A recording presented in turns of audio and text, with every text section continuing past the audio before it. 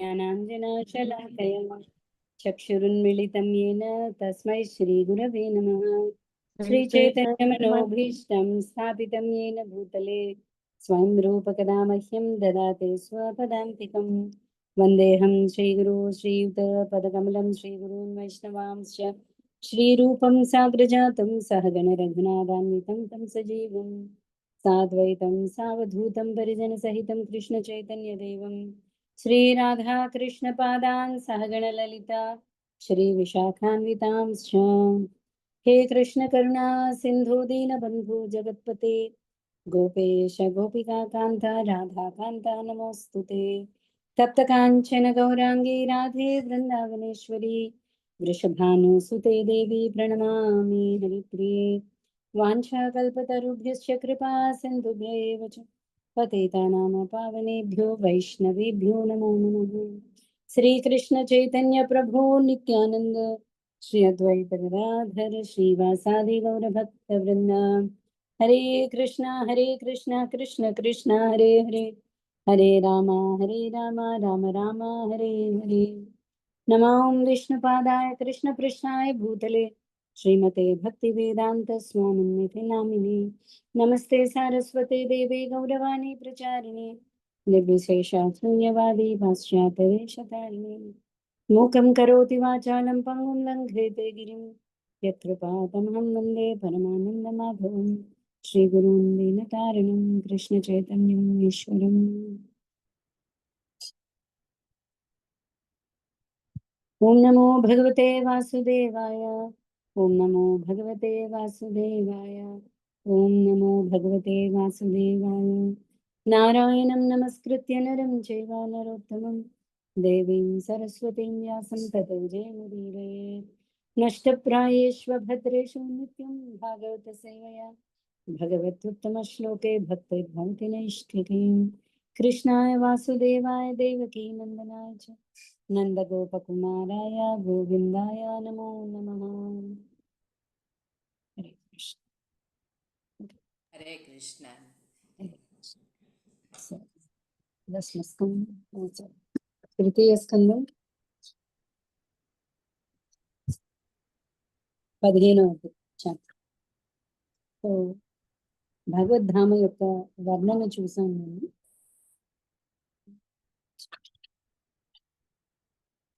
భగవద్ధామంలోనే రకరకాల ప్రతి ఒక్కళ్ళు కూడా పురుషులందరూ కూడా భగవంతుడి ఆకారంతో ఉన్నారు. సో పతి పత్నిలు భార్యాభర్తలందరూ కూడా అందరికీ కూడా ఒకటే లక్ష్యం, హరి ప్రీతి, హరి సేవార్థం. ఓకే, సో అనేక రకాల పక్షులు, అనేక రకాల కల్పవృక్షాలు.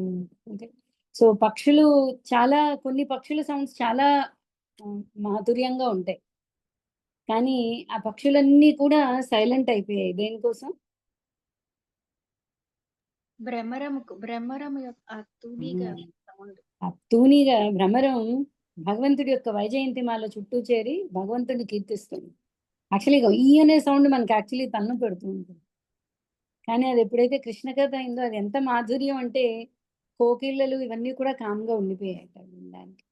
అలాగే ఎంతో సుమధురమైన పుష్పాలు కూడా తులసి యొక్క అంటే భగవంతుడికి తులసి అంటే ఎంత ప్రీతో చూసి తులసి ముందు అవన్నీ కూడా తలంచుకున్నాయి. సో అలాగే రకరకాల వైకుంఠ యొక్క వర్ణన విన్నాం మనం. 19 పూర్తి చేసాం కదండి.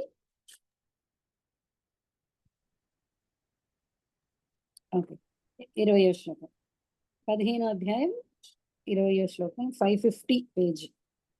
వైకుంఠవాసులు వైఢూర్య మరకత కనక నిర్మితమగు విమానములందు ప్రయాణింతు విశాలమగు పిరుదులు సుందర దరహాస వదనములు కలిగిన తమ భార్యలతో పరివృత్తులైనప్పటికీ వారి సరస సల్లాప సొగసులు చేయ లోకవాసులు కామ వికారము ఉండదు.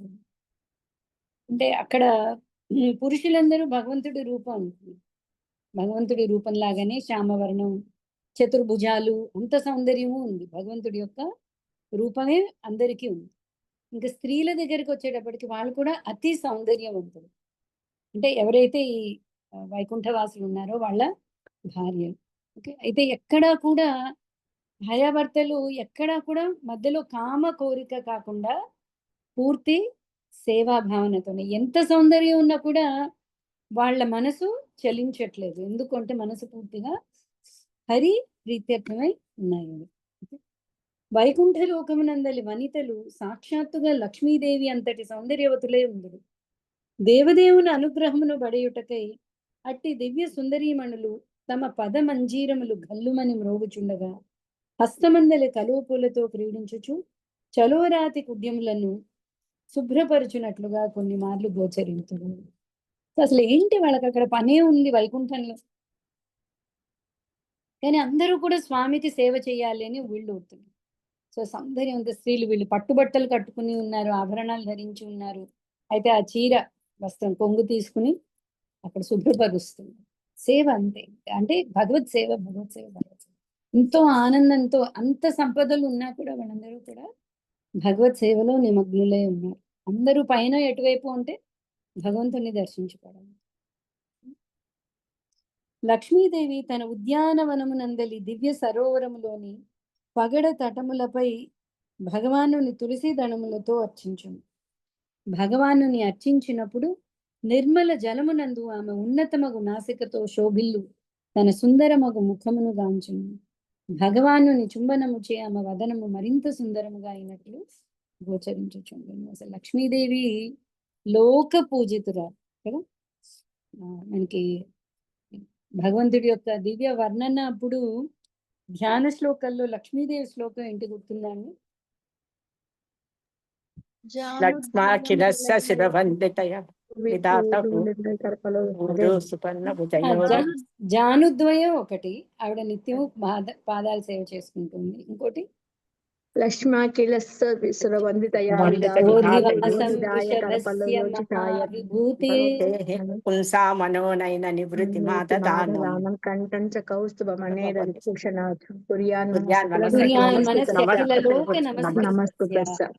అఖిల లోక జనులు దేవతలు అందరూ కూడా నమస్కరిస్తున్న లక్ష్మీదేవి స్వామివారి వక్షస్థలాన్ని అలంకరించుకుంది. అలాగే జానుద్వయం కూడా ఆవిడ నిత్యం అంత.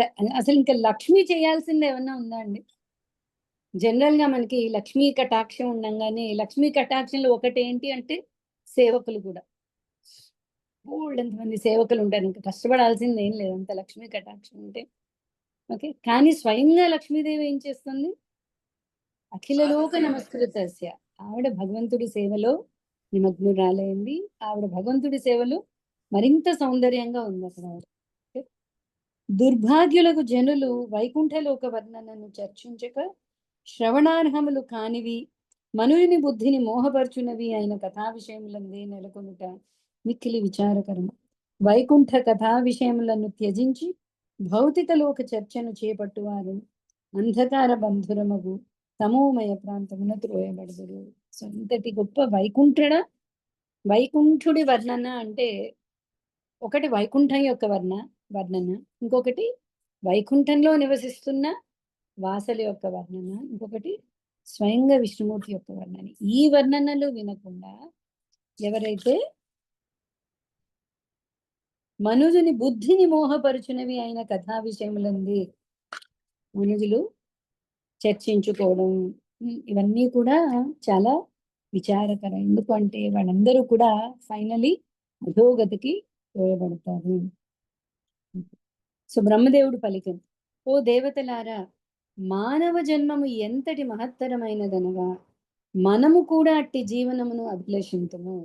ఏలైనా మానవ జన్మయందు ఎవడైనను పూర్ణమగు ధర్మమును జ్ఞానమును బడయగలడు.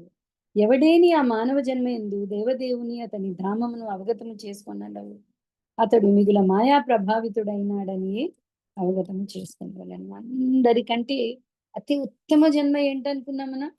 బ్రహ్మపోస్. బ్రహ్మకి మించిన జీవి ఈ మొత్తం విశ్వానికి లేరు. సో ఈ కథంతా, ఈ వైకుంఠ వర్ణనంతా ఎవరు చేస్తున్నారు? దేవతలందరూ. ఎప్పుడైతే ఈ దితి గర్భంలోనే ఉంచుకుంది ఆవిడ 100 సంవత్సరాలు, హిరణ్యకశిపుడు హిరణ్యాక్షుల్ని ఆవిడ ప్రసవించట్లేదు అసురులను. సో దానివల్ల మొత్తం చిమ్మ చీకటి అయిపోయినప్పుడు దేవతలు లోకపాలు అందరూ కలిసి బ్రహ్మదేవుడి దగ్గరికి వెళ్ళినప్పుడు బ్రహ్మదేవుడి వర్ణన ఇస్తున్నాడు. అంతటి బ్రహ్మదేవుడు ఏం చెప్తున్నాడు అంటే, అన్నిటికంటే ఉత్తమమైన జన్మ ఇది మానవ జన్మ. ఒక్కసారి ఊహించుకోండి, బ్రహ్మ ఆధ్యాత్మిక ప్రపంచం చేరాలి అంటే ఎన్ని రోజులు తన భక్తి చేయాలి? తనకున్న 100 సంవత్సరాలు. మానవుడు ఒక్క మానవ జన్మలో భగవంతుని చేరుకోవచ్చు. విశ్వం దాటి గోలోకానికి వెళ్ళిపోవచ్చు, వైకుంఠ ధామానికి వెళ్ళొచ్చు, భగవత్ లీలా ప్రవేశం చేయొచ్చు, ప్రేమ భక్తిని ఆస్వాదించవచ్చు. సో అంత ఉత్తమమైన మానవ జన్మ గురించి బ్రహ్మదేవుడు కూడా చెప్తుంది. మానవ జన్మ ఎంతటి మహత్తరమైందనగా మనం కూడా అట్టి జీవనాన్ని అభిలషించాం. ఎందుకంటే పూర్తి ధర్మము జ్ఞానంతో కూడుకొని, అంటే ఎవరైతే మానవ జన్మని సరిగ్గా వాడుకుంటారో అంతకంటే గొప్ప జన్మ ఇంక అసలు లేదు. బ్రహ్మదేవుడు దేవతలందరూ కూడా ఇలాంటి మానవ జన్మ కోసం అభిలషిస్తున్నారు.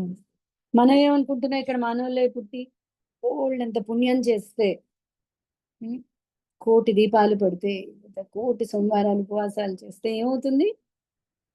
స్వర్గలోకం బ్రహ్మ పదవి వస్తుంది. చేతిలో మనకి ఆల్రెడీ అతి విలువైన మానవ జన్మ ఉంది. అక్కడ బ్రహ్మదేవుడు కూర్చొని నాకు మానవ జన్మ వస్తే బాగుండు అని అనుకుంటాం. మనం ఇక్కడేమో స్వర్గం, ఇంకా స్వర్గ సుఖాలు, ఇంకా భోగాలే భోగాలు. సో దీనికోసం మనం మానవ జన్మని వెచ్చిస్తున్నాం. అది కడు శోచనీయం అని చెప్తున్నాడు బ్రహ్మదేవుడు ముందు శ్లోకంలో.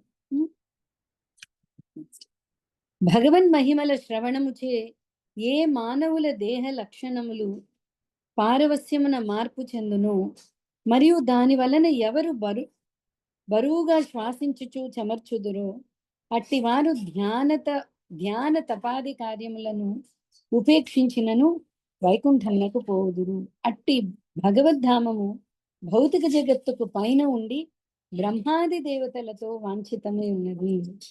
అంతటి భగవత్ కథలు శ్రవణం చేస్తున్నప్పుడు శరీరంలో మార్పులు రావాలండి, కళ్ళల్లో నుంచి ఆనంద బాష్పాలు రావాలి. ఒకసారి కృష్ణదాసు గురించి విన్నారా మీరు? అతడు బృందావనంలో ఉండేవాడు కృష్ణదాసు. అతనికి ఎవరో చెప్పారు, 12 సంవత్సరాలు ప్రతిరోజు భగవత్ సేవ కనుక చేస్తే భగవద్ దర్శనం అవుతుంది. అదెందుకు అతనికి బాగా నాటుకుపోయింది. నాటుకుపోయి ఏం చేశాడంటే ప్రతిరోజు పూలమాల కట్టి భగవంతుడి దగ్గరికి వెళ్ళి వేసేవాడు అన్నమాట. చాలా శ్రద్ధ చేసి లెక్క చెప్పేవాడు, ఇవాళకి ఒక రోజు అయింది, ఓకే, నెక్స్ట్ వెళ్ళి కృష్ణ ఇవాళకి 2 రోజులైంది, కృష్ణ ఇవాళకి 10 సంవత్సరాలైంది, లేదా కృష్ణ ఇవాళకి 10 సంవత్సరాలు 45 రోజులైంది.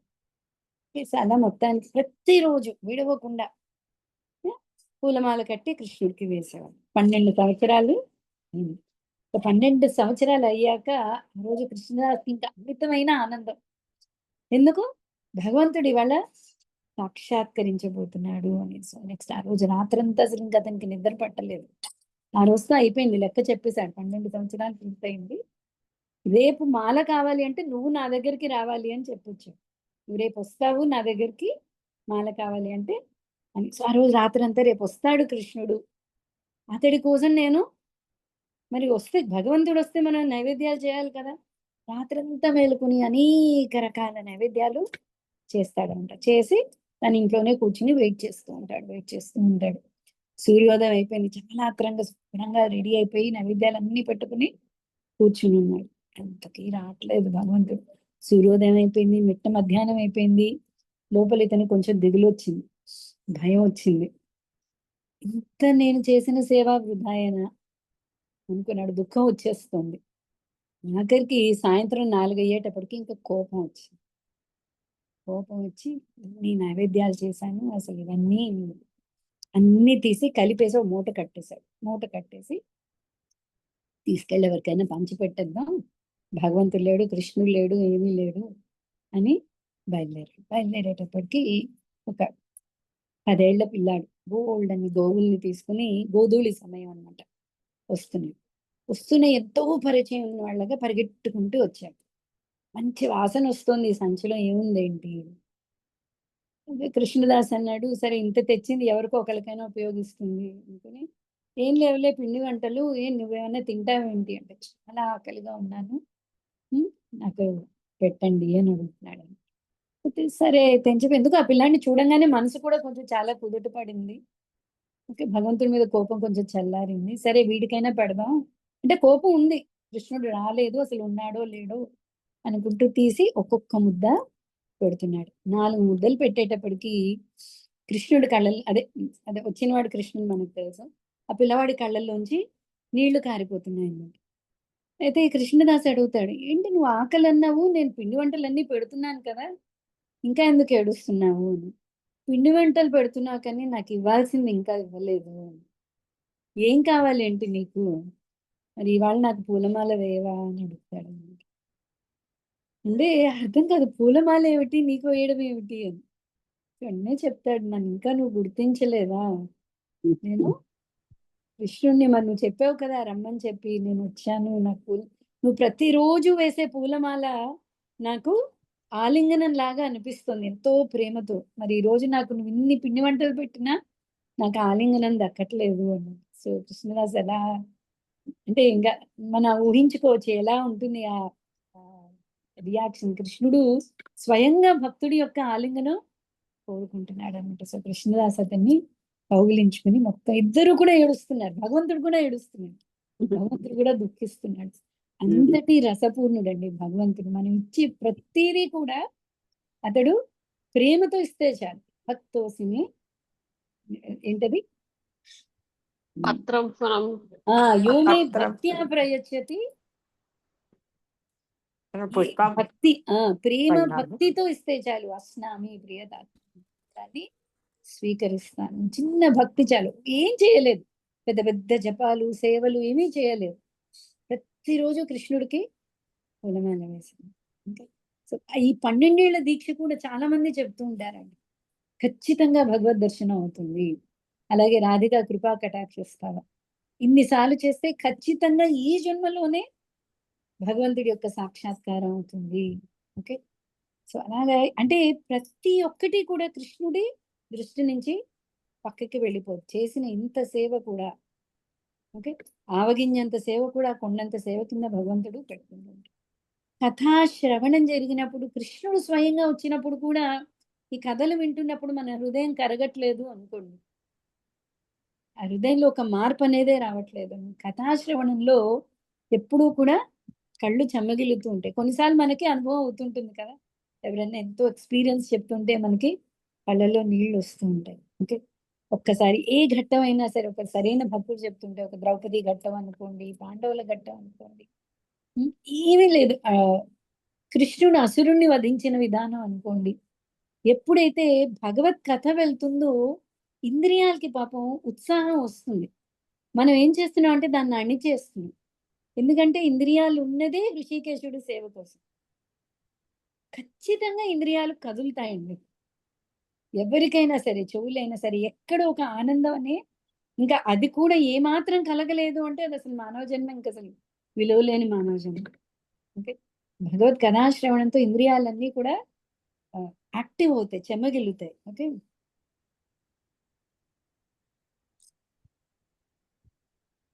అనిత ఎవరు మాల వేసేది రోజు? కృష్ణదాస్. అతని పేరు కృష్ణదాస్. కృష్ణదాస్. కృష్ణదాస్. ఓకే. భగవన్ మహిమల శ్రవణముచే ఏ మానవుల దేహ లక్షణములు పారవస్యమున మార్పు చెందును మరియు దాని వలన ఎవరు బరువుగా శ్వాసించుచు చెమర్చుదురు అట్టివారు ధ్యాన తపాది కార్యములను ఉపేక్షించినను వైకుంఠానికి పోదురు. ఓకే. ఆ మనస్సు ఇంద్రియాలు కదలాలి. మనస్సులో ప్రేమ వస్తే చాలు. పెద్ద పెద్ద ధ్యానాలు, తపస్సులు, యజ్ఞాలు, హోమాలు ఇవేవి అక్కర్లేదు భగవంతుణ్ణి చేరుకోవడానికి. అదొక్కటే చూస్తున్నాడు పాపం కృష్ణుడు. మనం చెప్పని బోకు పెట్టచ్చు. 56 వంటలు పెట్టచ్చు. 100 రకాలు పెట్టచ్చు.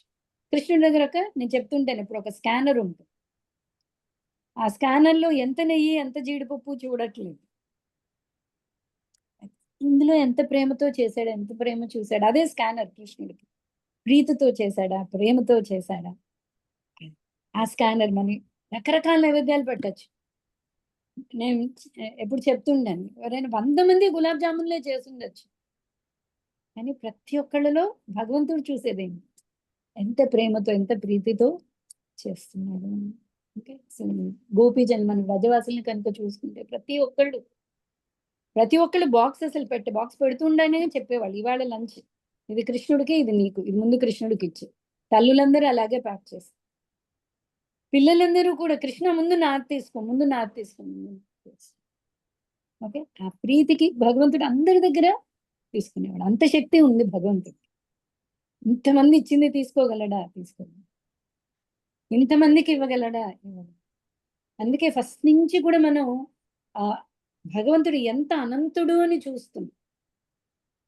ఇప్పుడు విశ్వం ఇంత, ఇన్ని విశ్వాలు బయటకు వస్తున్నాయి, వీటన్నిటి ఉద్దేశం ఏంటి? నిజంగానే అనంతం అంటే ఏంటి అనేది మనకు తెలుస్తుంది. మ్యాథమెటిక్స్ లో ఇన్ఫైనట్ అంటూ ఉంటాం, లెక్కల్లో. ఇన్ఫైనట్ అంటే ఏంటి మనకు అసలు ఐడియానే లేదు. ఒక్కసారి ఆలోచించండి, సూర్యకిరణాలు వస్తున్నట్టుగా అన్ని విశ్వాలు భగవంతుడి దగ్గరికి వస్తున్నాయి అంటే అంతటి అనంతుడు ఆ భగవంతుడు. ప్రతి ఒక్క సేవని కూడా అతడు తీసుకోగలడు. అంటే కేవలము మనల్ని ఉద్ధరించడం కోసం అతడు లీలలు ఆచరిస్తున్నాడు. సో ఆ కథాశ్రవణం కూడా మనం అంటే గుర్తు చేస్తున్న, స్వయంగా తండ్రి వచ్చి నేను నీ తండ్రిని అని గుర్తు చేస్తున్నా మనం విముఖత చూపిస్తూ ఉంటే ఇంకమంది అది బండరాయి అంటారు, ఇంకది మానవ హృదయం కాదు. ఓకే. సో అలాంటి వాళ్ళు ధ్యాన తపాది కార్యాలు లేకపోయినా సరే వాళ్ళకి వైకుంఠ ప్రవేశం అనేది గ్యారంటీ.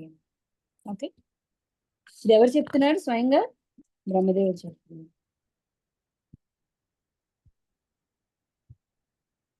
ఆ విధంగా సనక సనాతన సనందన సనత్ కుమారులు పైన పేర్కొనబడిన వైకుంఠ లోకమును తమ యోగ బలముచే చేరి అపూర్వ ఆనందమును బడసిరి. ఆధ్యాత్మిక ఆకాశము వైకుంఠ లోకం నందలి ఉత్తమ భక్తులచే నడుపబడి దివ్యాలంకృత విమానములచే ఉద్దీపీతమై ఉండి దేవదేవునిచే అధికృతమై ఉన్నట్లుగా వారు ధ్యానించి. ఇది మన కథ అలాగే కదా మొదలైంది. సనక సనందాదులు నలుగురు కూడా ఒకసారి వాళ్ళు అటు ఇటు వెళ్ళి వచ్చేవాళ్ళు, ఆధ్యాత్మిక ప్రపంచానికి భౌతిక ప్రపంచానికి. అలా ఒకసారి వాళ్ళు ఏం చేశారంటే వాళ్ళందరూ కూడా ఇలాంటి దివ్య ధామమైన వైకుంఠ ధామానికి వాళ్ళు చేరుకున్నారు. భగవన్ నివాసముకు వైకుంఠపురి యొక్క 6 ద్వారములను దాటిన పిదప అలంకరణల ఎడ ఎటువంటి సంభ్రమమునకు గురి కాకుండా వారు సప్తమ ద్వారము చెంత సమవయస్కులను గదాధరులను అతి విలువైన కేయూరములు కుండలములు వజ్రములు కిరీటములు వస్త్రాది కమలముచే అలంకృతులైన వారును అగు ఇరువురు తేజోమయులను గాంచిరి. సో వైకుంఠంలో మనం విని ఉంటాం 7 ద్వారాలు ఉన్నాయి. సో 6 ద్వారాలు వైకుంఠ ఎంట్రన్స్ నుంచి భోగమే. భోగం అంటే అమిత ఐశ్వర్య భావం అక్కడ. అంటే స్వయంగా లక్ష్మీదేవి దాస్యత్యం చేస్తుంది అక్కడ. అంటే ఎంత వైభవమో చూడండి. కానీ ఎక్కడా కూడా వాళ్ళు అటు ఇటు వాళ్ళ దృష్టి వెళ్ళట్లేదు. ఇది ఇక్కడ బాగుంది, నేను చెప్పాను కదా ఒక ఎగ్జాంపుల్. ఆఖరికి మనం శరీరం ఒడిచే సమయంలో భగవన్ నామస్మరణ చేసి అదృష్టవశాత్తు విష్ణుదూతలే వచ్చి మనల్ని తీసుకెళ్తున్నప్పుడు అన్నీ చూపించుకుంటూనే వెళ్తారు. మళ్ళీ ఆ లోకాలు చూసి ఆహా ఇక్కడ ఉంటే బాగుంటుంది కదా అంటే అలాగే ఉండి తర్వాత వద్దు కానీ అని అక్కడ దింపేసి వెళ్తారు. సో ఈ సనకసనంద ఇక్కడ ఎందుకు ఈ పాయింట్ చెప్తున్నారు? 6 ద్వారాలు కూడా వాళ్ళు ఎక్కడా మోహితులు అవ్వలేదు. ఫస్ట్ పాయింట్, వాళ్ళు ఎప్పుడు కూడా 5 ఏళ్ల పిల్లవాళ్ళు మనస్తత్వం. పిల్లలు వాళ్ళ లక్ష్యం వైపే వెళ్తుంటారు. వాళ్ళు పెద్దగా మిగతావి ఏంటి అంటే ఎవరు అడ్డు లేకుండా ఎక్కడికైనా వదిలే అనుకోండి, టక్కన ఏమాత్రం భయము జంకు లేకుండా వాళ్ళు వెళ్ళిపోతూ ఉంటారు, పరిగెట్టుకుంటూ వెళ్ళిపోతూ ఉంటారు. ఇంకా అలా వీళ్ళు 6 ద్వారాలు దాటిన తర్వాత అక్కడ ఏమైంది, అక్కడ 2 దివ్య పురుషుల్ని వాళ్ళు చూశారు. మన దగ్గర ఒక పిక్చర్ ఉందనుకుంటారు.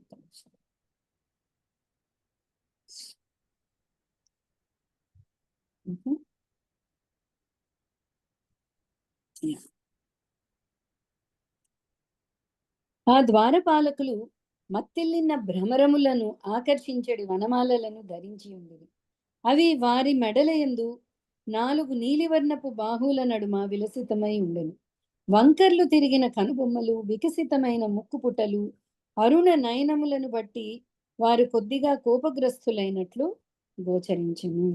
వీళ్ళు ఇలా అడ్డు లేకుండా గబగబా పరిగెడుతూ ఉంటే అక్కడ మనకు కనిపిస్తుంది జయ విజయులు. వీళ్ళు కూడా భగవంతుడి అంత సౌందర్యం ఉన్న వాళ్ళే, భగవంతుడిలాగే వనమాలలు ధరించి ఉన్నారు. అయితే వాళ్ళకి కొంచెం కోపం వచ్చింది. అంటే వాళ్ళకి అక్కడ ఒక డ్యూటీ ఉంది కదా, నేను ద్వారపాలకును, నేను ఇక్కడ ఉండంగా ఎవరిలా అంటే అప్పటికి 6 ద్వారాలు దాటుకుంటూ వచ్చేస్తున్నారేంటి అని వాళ్ళకి కొంచెం కోపం వచ్చింది.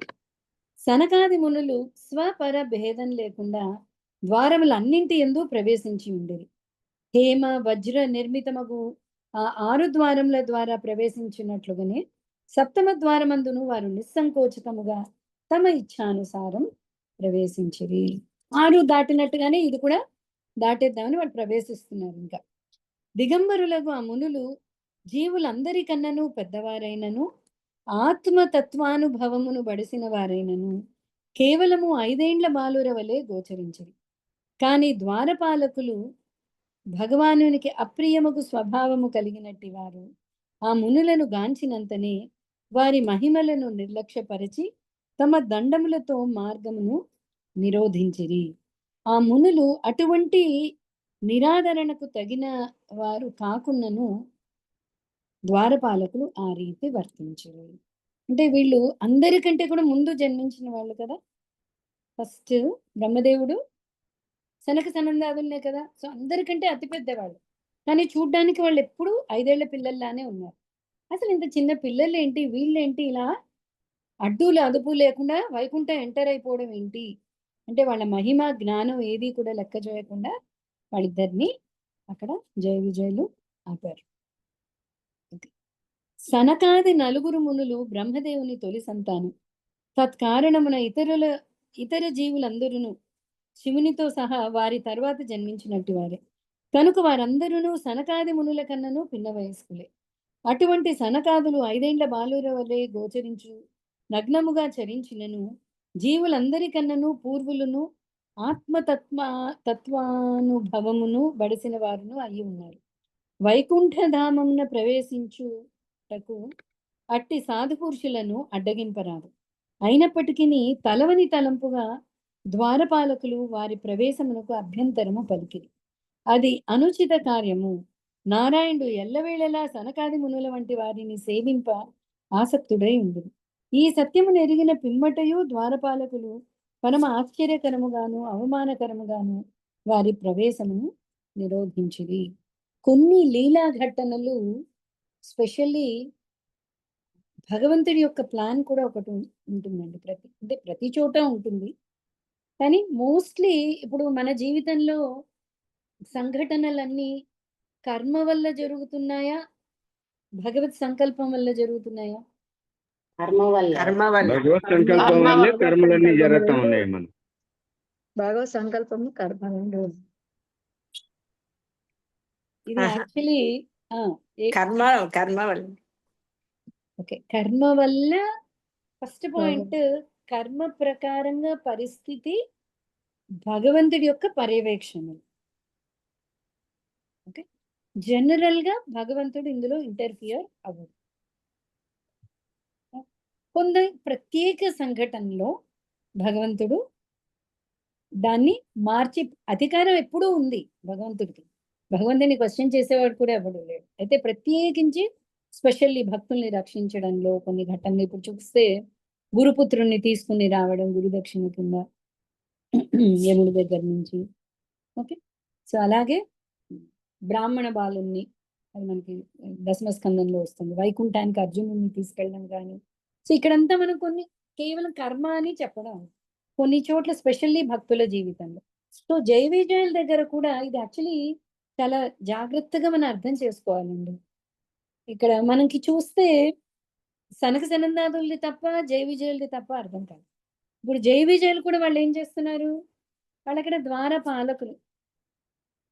ఎవరినంటే వాళ్ళని వాళ్ళ డ్యూటీని వాళ్ళు చేస్తారు, ఎవరినంటే వాళ్ళని లోపలికి రానివ్వడానికి లేదు. కానీ అలాని వచ్చిన వాళ్ళు ఎవరు? భక్తులు. అసలు భగవంతుడికి భక్తుడికి మధ్యలో అడ్డొచ్చే ధర్మం ఎవరికీ లేదు. ఓకే, సో ధర్మం అంటే ఎప్పుడు కూడా నిక్కచ్చిగా ఇలా ఉండదు. ధర్మంలో ఉన్నత ధర్మం, తక్కువ ధర్మం, అలాంటి ధర్మాలు ఉంటాయి. మనం అనుకున్నాం కదా, ఇప్పుడు ఎప్పుడు అసత్యం ఆడరాదు. కానీ ప్రాణాన్ని నిలుపుకోవాల్సిన పరిస్థితి వస్తే అసత్యం ఆడచ్చు. అసత్యం ఆడచ్చు. ఎందుకంటే ప్రాణం నిలుపుకోవడం అనేది ఇంకా ఉన్నత ధర్మం, ఆపద్ధర్మంగా ఆపద్ధర్మం. సో అక్కడ ధర్మం వస్తుంది. అలాగే స్త్రీ ధర్మం, ఆశ్రమ ధర్మం, వర్ణాలకు తగ్గ ధర్మం, ఇవన్నీ ఉన్నాయి ధర్మాలు.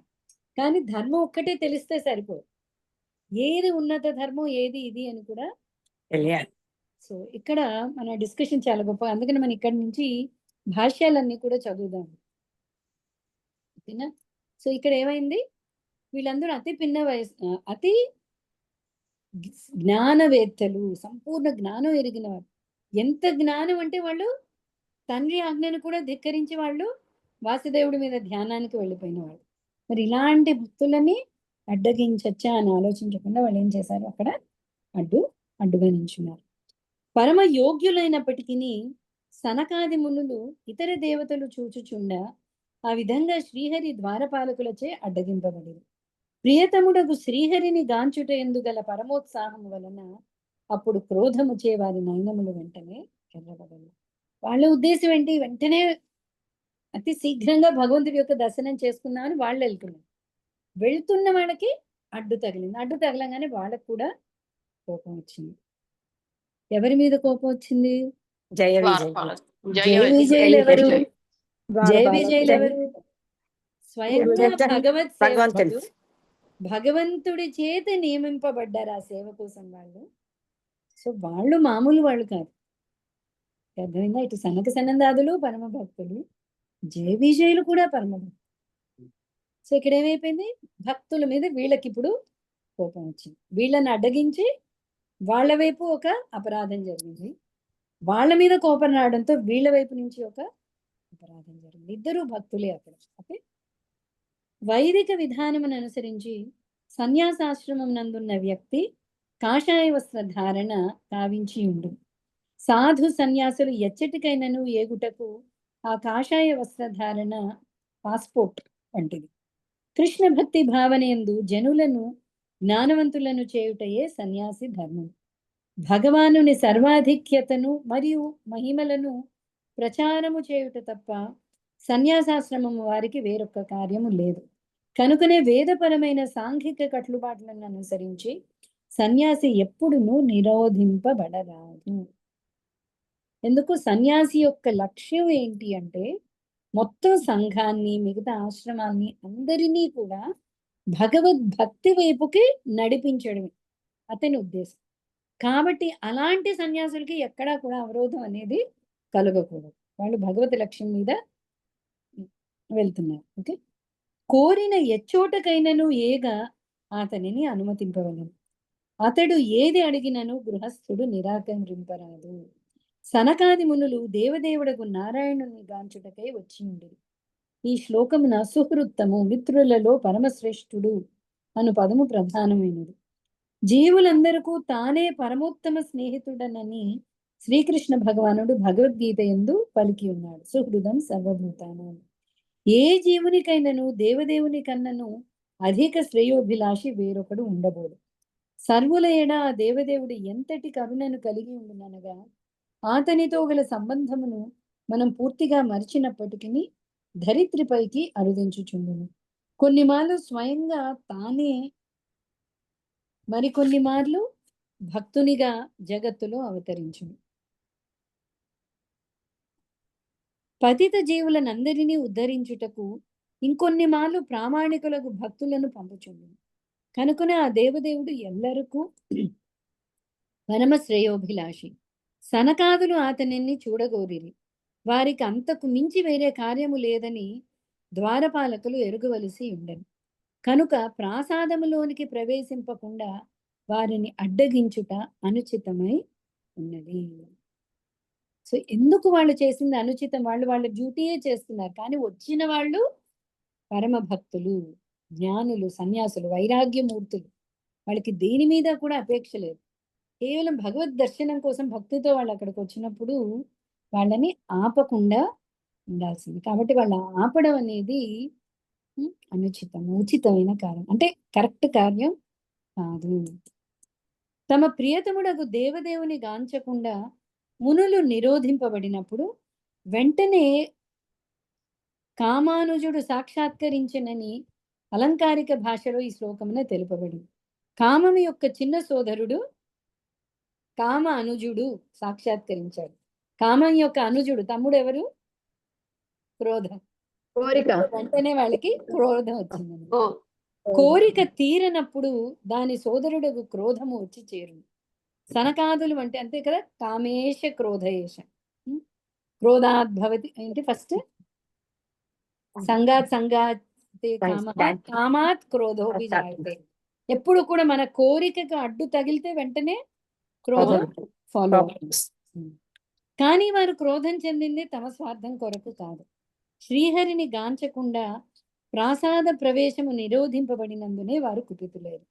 కనుకనే పూర్ణత్వ స్థితిలో ఎవ్వరునూ కుపితులు కారాదనడి సిద్ధాంతము ఈ శ్లోకమున సమర్థింపబడుట లేదు. కోపమనున్నది ముక్త స్థితి యందును కొనసాగవచ్చు. సాధు మహాత్ములకు సనకాదులు ముక్త పురుషులుగా పరిగణింపబడినారు. అయినను వారు క్రోధపూరితులైరి. భగవత్ సేవ యందు వారు నిరోధింపబడుటయే అందులకు కారణం.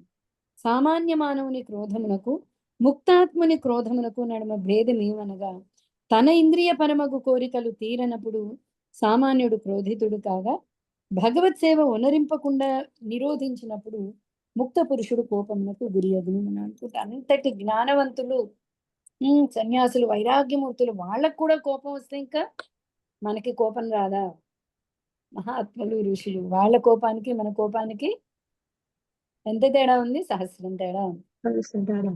వాళ్ళ కోప ఉద్దేశం వేరు. అంటే ముక్త స్థితిలో కూడా క్రోధం రావచ్చు, ముక్త స్థితిలో కూడా కామం రావచ్చు, కోరిక రావచ్చు. ఇప్పుడు వాళ్ళు కోరికతోనే వెళ్తున్నారు. మరి కోరికలు ఉండకూడదు కదా, జ్ఞానమయులు కదా వాళ్ళు అంటే, వాళ్ళ కోరిక భౌతిక కోరిక కాదు, భగవద్ దర్శనార్థం. వాళ్ళకు వచ్చిన కోపం కూడా ఆ భగవద్ దర్శనార్థం వెళ్తున్నప్పుడు అడ్డు తగిలింది. అందుకనే మనం వాచో వేగం క్రోధ వేగం దగ్గర హనుమంతుడి గురించి చెప్పుకున్నాం. హనుమంతుడికి వచ్చిన కోపం అందరూ కీర్తిస్తున్నారు. ఎవరైనా లంక తగలబెట్టి వచ్చేవాని హనుమంతుడిని ఎవరు నెగటివ్ గా అనుకోవట్లేదు. లంకా దహనం గావించాడు అంటుంది. అక్కడ మొత్తం యాక్చువల్లీ హనుమంతుడికి కోపం వచ్చింది. కోపం వచ్చి ఏం చేశాడు? మొత్తం తగలబెట్టేశాడు. సో భక్తుడికి కోపం ఏంటి అని మనం అడుగుతూ ఉంటాం. సో భక్తుడి కోపానికి ఉద్దేశమే వేరు. ప్రతి చోట కర్మకి ఉద్దేశమే వేరు. ఇందాక మనం చెప్పుకున్న భక్తి కూడా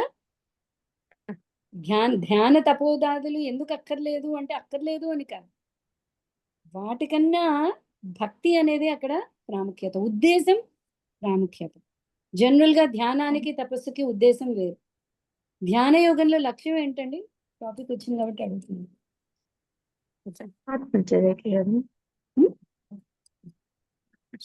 ఇప్పుడు జ్ఞాన యోగం, కర్మయోగం, ధ్యాన యోగం అంటున్నాం. ధ్యాన యోగం వాళ్ళకి లక్ష్యం ఏంటి? జ్ఞాన యోగం వాళ్ళకి లక్ష్యం ఏంటి? తన్నుణర్వు పెరుగు ధ్యానం. తనను తెలుసుకునేది జ్ఞానయోగులకి పరబ్రహ్మను అంటే బ్రహ్మజ్యోతిని చేరుకోవడం అనేది పరమ లక్ష్యం. ధ్యాన యోగులకి సారూప్య సామీప్య ముక్తులు అంటే భగవంతుడి రూపం కానీ అవి తెచ్చుకోవడం. కర్మయోగులకి భగవత్ యొక్క ఆ శాంత దాస్య అంటే పర్సనల్ సేవ చేసే. ధ్యాన యుగంలో పరమాత్మ స్వరూపం వరకు వాళ్ళు కూడా పరబ్రహ్మం వరకునే చేరుకుంటారు. కానీ ధ్యాన యోగులు భక్తులైతే మళ్ళీ వైకుంఠ లోకాల లోపలికి అంటే సేవకి అలవబడుతుంది. అంతవరకు అయితే ఇంతవరకే ఉంటారు. యాక్చువల్లీ జ్ఞాన యోగంలో బ్రహ్మజ్యోతిని చేరుకుంటారు. అంటే నేను సచ్చిదానందం అని తెలుసుకుని వాళ్ళు వదిలేశారు కాబట్టి ఆ సచ్చిదానంద తత్వాన్ని వాళ్ళు చేరుకుంటారు. ధ్యాన యోగం జ్ఞాన యోగం కంటే ఓ మెట్టు ఎక్కువ. ధ్యాన యోగంలో యోగి ఏం చేస్తుంటాడు? పరమాత్మ స్వరూపం స్వరూపాన్ని ధ్యానిస్తుంటాడు. పరమాత్మ స్వరూపం అంటే ఏంటి? ప్రతి చోట పరమాత్మని చూడగలుగుతున్నాడు. ఓకే, మనం అందుకనే ధ్యానంలో పైకి వెళ్ళే కొద్దీ ధారణ, ధ్యాన, సమాధి అంటున్నాం. సో ధారణ ధ్యానంలో ఏం చేస్తున్నాడు? భగవంతుడి యొక్క ఒక్కొక్క అంగాన్ని అతడు ధ్యానం చేస్తున్నాడు. ధ్యానం చేసినప్పుడు కూడా భగవంతుడి మూర్తి మీద అతనికి ప్రేమ కనుక కలిగితే అప్పుడు భగవద్ధామాన్ని చేరుకుంటాడు.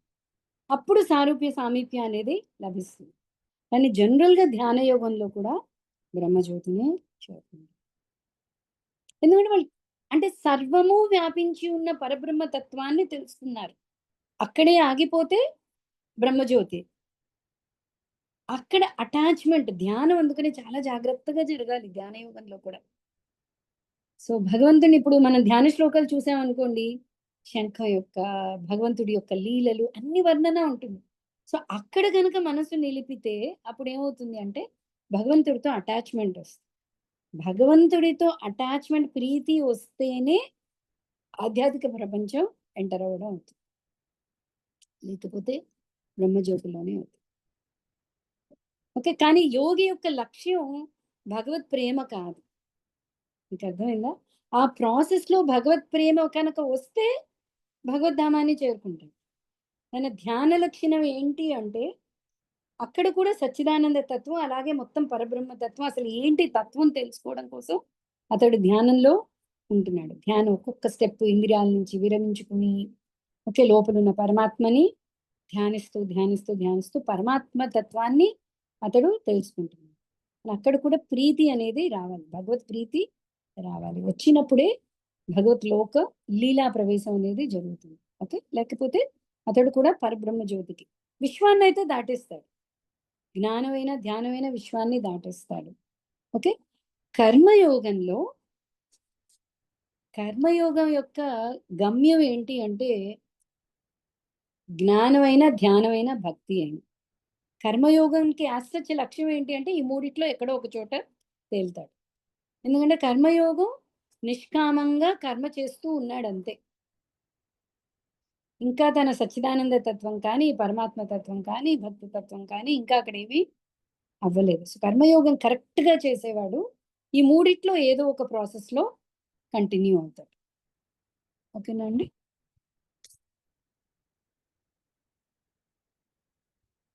సో ఇక్కడ ఉన్నా మనం? ఓకే, క్రోధం.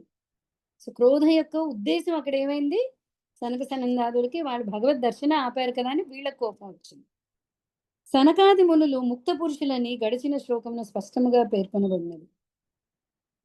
విదితాత్మ తత్వ అనగా ఆత్మానుభవ సత్యము నెరిగిన వాడని భావం. అది ఎరుగని వాడే అజ్ఞాని అని పిలువబడు. కానీ ఆత్మను పరమాత్మను ఈ రెండింటి నడుమ గల సంబంధమును ఆత్మానుభవ స్థితి అందలి కర్మలను ఎరిగిన వాడు విదితాత్మతత్వ అని పిలువబడు. అనగా సనకాదులు అది వరకే ముక్త పురుషులైనను క్రోధమునకు గురి అయ్యి. ఈ విషయము అతి ముఖ్యమైనది. ముక్త స్థితిని బడయుట అనున్నది మనుజుని ఇంద్రియ కర్మలను కోల్పోవుటను ఆగత్యపరచదు. ఇంద్రియపర కర్మలు ముక్త స్థితి ఎందును కొనసాగును. కానీ భేదమేమనగా ముక్త స్థితి అందలి ఇంద్రియ కర్మలు కృష్ణ భక్తి భావన సంబంధముననే స్వీకరింపబడును. కానీ బద్ధ స్థితి అందలి ఇంద్రియ కర్మలు స్వీయ ఇంద్రియ భోగము కొరకై పునరింపబడును. అదే కదా మనం అనుకున్నాం. సో మనకి క్రోధం ఎందుకు వస్తుంది అంటే మన ఇంద్రియ తృప్తి కోసం ఎక్కడో ఆటంకం వచ్చింది కాబట్టి మనకి ఈ తామిశ్రం అంటే కోపం, క్రోధం వస్తుంది. కానీ మహాత్ములకు భక్తులకి క్రోధం వాళ్ళ ఇంద్రియ భోగం అడ్డుకున్నందుకు. ఓకే, భగవత్ ప్రీత్యర్థం సేవ అడ్డుకోకపోవడం వల్ల ఉంది. నెక్స్ట్ 32 మునయుచుహు మునులు పలికిరి. భగవత్ సేవలో అత్యున్నత స్థానమున నెలకొల్పబడినప్పటికీ భగవద్ గుణములతో సమానమైన గుణములను వృద్ధి పరచుకొనవలసి ఉన్నప్పటికీ ఇట్టి విషమ స్వభావమును పెంపొందించుకుని ఈ ఇరువురు ఎవ్వరు? వీరు ఈ వైకుంఠమున ఎట్లు వసించుచున్నారు? ఈ భగవద్ధామమున శత్రువు ప్రవేశించుటకు ఆస్కారం ఏది? భగవానుడు శత్రురహితుడు. అతని ఎడ ఎవ్వరు అసూయగ్రస్తులు కాగలరు. బహుశా ఈ ఇరువురును కపటులు కావచ్చును. కనుకనే ఇతరులను తమ వంటి వారేనని శంకించుచున్నారు. వీళ్ళు ఇక్కడ ఆలోచిస్తున్నారు. ఓకే, మనం ఇంకొకటి గమనించాల్సింది ఏంటి అంటే ఇక్కడెక్కడా ఇంకా విష్ణుమూర్తి బయటకు రాలేదు. ఓకే, దానికి కారణాలు ఆచార్యులు మనకి తర్వాత ఎక్స్ప్లెయిన్ చేస్తారు. ఓకే, వీళ్ళు ఆలోచిస్తున్నారు, వీళ్ళు అసలు మనల్ని ఎందుకు ఆపారు? భగవంతుడికి ఎవరైనా శత్రువులు ఉన్నారా? లేదా మనం ఏమన్నా చేస్తామని భయం? వైకుంఠంలో భయం ఉండదే,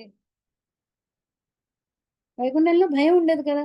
సో వీళ్ళు చూడడానికి విష్ణుమూర్తుల్లా ఉన్నారు కానీ స్వామివారి లక్షణాలు ఇంకా వీళ్ళు అలవర్చుకోలేదు. స్వామికి భయం ఏంటి? విష్ణుమూర్తికి వచ్చిన ఆపద ఏంటి? సో వీళ్ళు ఇక్కడ ఉండడానికి అర్హులా వాళ్ళు ఆలోచిస్తున్నారు. వీళ్ళు వైకుంఠానికి వచ్చారు, అతి అంటే టాప్ మోస్ట్ సేవలో ఉన్నారు అక్కడ, కానీ వీళ్ళకి స్వామి లక్షణాలు ఇంకా రాలేదు. సో అది ఆలోచిస్తున్నారు. వైకుంఠ లోకవాసులు మరియు భౌతిక జగవాసులు నడుమ భేదమేమనగా, వైకుంఠవాసులు సాక్షాత్ భగవానుని సేవయందు నెలకొని ఆ దేవదేవుని సమస్త సద్గుణములను కలిగి ఉందరు. బద్ధజీవుడు ముక్తిని బడసి భక్తునిగా నైనప్పుడు అతని యందు భగవానుని సమస్త సద్గుణములలో 79% గుణములు వృద్ధి నొందినవి మహానుభావులచే విశ్లేషింపబడినవి. కనుక వైకుంఠమునందు వైకుంఠనాథుడు మరియు తల్లోకవాసుల నడుమ శత్రుత్వమనడి ప్రశ్నయే ఉదయించదు. భౌతిక జగమునందు పౌరులు రాజ్య ఉన్నతాధికారి లేదా రాజ్యాధినేత ఎడ విరోధ స్వభావమును కలిగి ఉండవచ్చునేమో గాని వైకుంఠమునందు మాత్రము అట్టి స్వభావము ఉండబోదు. సద్గుణములను పూర్తిగా వృద్ధిపరుచుకొననిదే ఎవరును వైకుంఠమున ప్రవేశింపజాలరు. సత్వగుణపు ప్రధాన విషయము దేవదేవుడగు హరికి శరణాగతుడగుటే. కనుకనే తమ ప్రవేశమును అడ్డగించిన ఆ ఇరువురు ద్వారపాలకులు వైకుంఠవాసులను బోలి లేరని సనకాదిమునులు అచ్చెరువు నుండి ప్రాసాదములోనికి ఎవరిని అనుమతించవలనో ఎవరిని అనుమతించరాదో నిర్ణయించుటయే ద్వారపాలకుని కర్తవ్యమని చెప్పబడి ఉండుట సత్యమే కావచ్చు. కానీ ప్రస్తుత విషయమున అది ఏమాత్రము సంగతమైనది కాదు. ఏలైనా 100కి 100 భగవత్ సేవాభావమును పెంపొందించుకొననిదే ఎవరును వైకుంఠ లోకమునందు ప్రవేశించుటకు అనుమతింపబడరు. హరి విరోధి ఎవ్వడును వైకుంఠమున ప్రవేశింపజాలరు. తమను ద్వారపాలకులు అడ్డగించుట గల ఏకైక కారణము వారు కపటలగుటయే అని సనకాదిమునులు తీర్మానించిరి. అర్థమైందండి? ప్రతి జీవి కూడా భగవంతుడికి 100% గుణాలు ఉన్నాయి అంటే 78 వరకే చేరుకోగలరు. ఓకే, సంపూర్ణ గుణాలు భగవంతుడికి ఒక్కటే ఉంది. సో 78 గుణాలు అంటే కూడా టాప్ మోస్ట్ జీవి. సో వీళ్ళ టాపిక్ అంతా ఒక్కటే, ద్వారపాలకులే. కానీ ద్వారపాలకుల యొక్క కర్తవ్యం ఏంటి అంటే వచ్చిన వాళ్ళందరినీ అడ్డగించడం కాదు. ద్వారపాలకుల కర్తవ్యం ఏంటి? వచ్చిన వాళ్ళని ఎవరిని అడ్డగించాలో ఎవరిని అడ్డగించకూడదో తెలిసింది. ఏ ఉద్దేశంతో వాళ్ళు వస్తున్నారో చూసి అడ్డగించాలి. సో వీళ్ళు ఇలా ద్వారపాలకుల కింద ఉన్నారు అంటే వీళ్ళు వైకుంఠవాసులు కార్యమో, ఎవరు వైకుంఠవాస వేషంలో ఉన్నారు కపటులు అని వాళ్ళు నిర్ధారించుకుంటున్నారు. మహదాకాశము లఘు ఆకాశముల నడుమ పూర్తి పొందిక ఉన్నట్లుగానే వైకుంఠమునందు భగవానుడు మరియు వైకుంఠవాసుల నడుమ పూర్తి సమ్మతి కలదు. అయినచో ఈ సమ్మతి క్షేత్రమున భయబీజం ఎట్లున్నది? ఈ ఇరువురును వైకుంఠవాసుల వలె వస్త్రధారణ కావించి ఉన్నారు, కానీ వారి అసమ్మతి వైఖరి ఎచ్చట నుండి ఉత్పన్నమైనది. అసమ్మతి సమ్మతి అంటే కోఆర్డినేషన్. భక్తులు పర్ఫెక్ట్ గా భగవంతుడి యొక్క ఇన్స్ట్రక్షన్ ని వాళ్ళకి తెలుస్తుంది. అంటే భగవంతుడి యొక్క ఇచ్ఛతో వాళ్ళ ఇచ్ఛ ఏకీభవిస్తూ ఉంటుంది. ఇంకా మొన్న ఒక ప్రభు చెప్తున్నారు ధర్మరాజు గురించి. పాండవులు భగవంత్ సంకల్పం వల్లే వాళ్ళు ప్రతీదీ యాక్సెప్ట్ చేసుకుంటూ వెళ్ళారు. ఓకే, సో ఫస్ట్ టైం జూదంలో ఓడిపోయినప్పుడు ఓకే మనకి ద్రౌపది అవమానం అంతా అయింది. తర్వాత ధృతరాష్ట్రుడు మళ్ళీ వాళ్ళ రాజ్యాన్ని వాళ్ళకి ఇచ్చేశాడు. సో ద్రౌపది సోదరులతో కలిసి ధర్మరాజు ఇంద్రప్రస్థానికి వెళ్తున్నాడు. వెళ్ళే లోపు మళ్ళీ ఆహ్వానం వచ్చింది. అంతేనా? వాళ్ళు ఇంకా చేరుకోలేదు, ఇంకా ఇంద్రప్రస్థానికి చేరుకోలేదు. ఈ లోపు మళ్ళీ ధృతరాష్ట్రుడి దగ్గర నుంచి ఆహ్వానం వచ్చింది. సో మళ్ళీ వెళ్ళారు. సో మనం అనుకోవచ్చు ఏంటిది, ఇప్పుడే కదా దెబ్బతిన్నారు వాళ్ళు, ఇప్పుడే దెబ్బతిన్నారు. అసలు యాక్చువల్లీ మన మహాభారతం చదివితే యుధిష్ఠుడు ఒక్కసారి కూడా పాచికలు వేయలేదు, ఇంకా ఒక్కసారి కూడా వేయలేదు. స్టార్టింగ్ శకుని వేశాడు, శకుని వేస్తూనే ఉన్నాడు, ధర్మరాజు ఓడిపోతూనే ఉన్నాడు. అసలు ధర్మరాజు ఇంతవరకు అసలు పాచికలే వేయలేదు. ఓకే, సో మాయ జరుగుతుంది ప్రతిసారి. శకుని ఏం చేస్తున్నాడు? మాయా ఏంటంటారు వాటిని, పాచికలతో ఆడుతున్నాడు. సో అర్థమై ఉండాలి కదా, ఇంత ఘోరం జరిగిపోయింది. సో మళ్ళీ పిలవంగానే ఎలా వెళ్ళాడు మనకు డౌట్ వస్తుందా? ఓకే, ఎప్పుడైతే వాళ్ళు హస్తినకి వెళ్తున్నారో వ్యాస భగవానుడు వాళ్ళకి ఒక ఇన్స్ట్రక్షన్ ఇస్తాడు. ఏంటి అంటే రాబో కాలంలో అతి పెద్ద కురుక్షేత్ర యుద్ధం జరగబోతోంది. ఓకే, సో భగవంతుడి యొక్క ప్లాన్, ఆ యుద్ధంలో మొత్తం దుష్ట శిక్షణ అనేది జరగబోతుంది. మీరు కేవలము భగవత్ సంకల్పాన్ని స్వీకరిస్తూ వెళ్ళండి. యాక్చువల్ గా భక్తులకి భగవంతుడు లోపల నుంచి కూడా స్ఫూర్తి ఇస్తూ ఉంటాడు. సో వాళ్ళకి అర్థమవుతుంది ఇది భగవత్ సంకల్పమా కాదా, మన వీక్నెసా, మనం ఒప్పుకుంటున్నాం వాళ్ళు భగవత్ సంకల్పం ప్రకారం వెళ్ళాలా, ఎక్కడ ప్రతిఘటించాలి, ఎక్కడ యాక్సెప్ట్ చేసుకుంటూ వెళ్ళాలి మనకి అర్థం కాదు. మనం ఇంకా భక్తిలో మనం పరిపక్వత చెందలేదు. సో పాండవులు లాంటి వాళ్ళకి ఏంటి, వాళ్ళకి అర్థమవుతుంది, ప్రతి స్టెప్ లో వాళ్ళకి అర్థమవుతుంది, ఓహో ఇది భగవత్ సంకల్పం, ఇక్కడ మనం యాక్సెప్ట్ చేసుకుంటూ వెళ్ళాలి. మనకి బయటకు అనేక కారణాలు ఉండొచ్చు. యుధిష్ఠుడికి ఏంటది, ఎవరైనా పిలిస్తే వెళ్ళాలి అని ఒక నియమం పెట్టుకున్నాడు. అవి ఓకే, యుధిష్ఠుడి సంకల్పాల గురించి మనం ఒకసారి చెప్పుకుందాం. అశ్వత్థామ దగ్గర తన సంకల్పం ముందు పెట్టుకున్నాడు. అవన్నీ వాటికి కూడా ఒక ప్రబలమైన కారణం ఉంటుంది. భక్తులు జనరలీ ఏంటంటే భగవంతుడితో సమ్మతితో, ఇక్కడ దాని గురించి చెప్తున్నాను ఇక్కడ. సో సనక సనందాదులు ఆలోచిస్తున్నారు, వీళ్ళు భగవంతుడితో ఏకీభవించిన దృష్టి మనస్తత్వం ఉండాలి కదా వీళ్ళకి. భగవంతుడు ఎప్పుడూ కూడా భక్తులకి అడ్డు చెప్పడు. సో వీళ్ళకి అక్కడ పొంతన కుదరట్లేదు అంటే వీళ్ళు వైకుంఠవాసులు కారు, వీళ్ళకి ఇక్కడ ఉండడానికి అర్హత లేదు అని ఆలోచిస్తున్నారు. ఈ భాష్యం కొంచెం పెద్దదిగా ఉంది. ఈ భాష్యం ఒకటి చదివేసి మనం ఇక్కడ అర్థమండి. ప్రపంచమున ప్రతి దేశమందును వివిధ శాఖలు ఉన్నట్లుగానే భగవానుని సృష్టి అందును 2 విభాగములు కలవు.